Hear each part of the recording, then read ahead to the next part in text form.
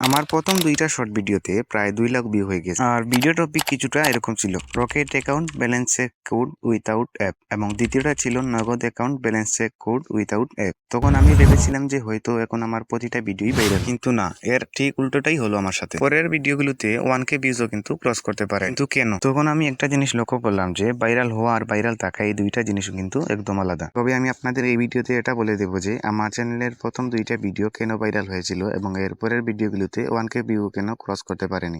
আমার ভিডিওগুলো ভাইরাল হওয়ার পেছনে দুইটি কারণ ছিল। প্রথমত কারণ ছিল সার্চ টপিক।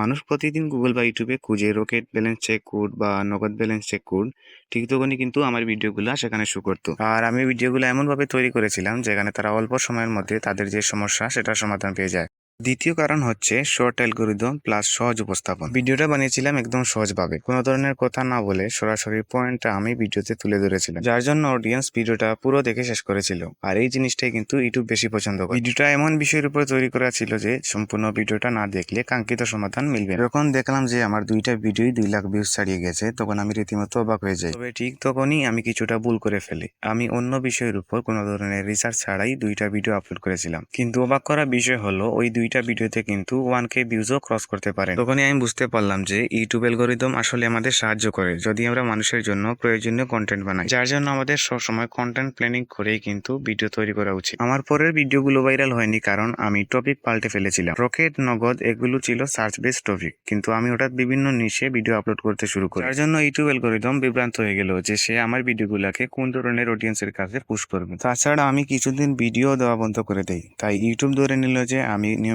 কোনো ক্রিয়েটর না, আর ভিডিও রেকমেন্ডেশনটাও কিন্তু একদম পোস্ট করে দিই। ভিডিও ভাইরাল তো হঠাৎ হয়, কিন্তু গ্রোথ আসে ধীরে ধীরে। আমি আমার রিয়েল জার্নি আপনাদের সাথে শেয়ার করলাম যাতে এই ভুলগুলো আপনি না করেন। আপনি যদি নিয়মিত শেখেন, চেষ্টা করেন আর মানুষকে হেল্পফুল কন্টেন্ট দেন, তাহলে ইউটিউব একদিন আপনাকে রেকমেন্ড করবে। যেমন আমার এই ভিডিওগুলা এমন একটা টপিক হয়ে গেল যেখানে রিয়েল টাইম ভিউ সব সময় 3000 থেকে 2500 থাকে।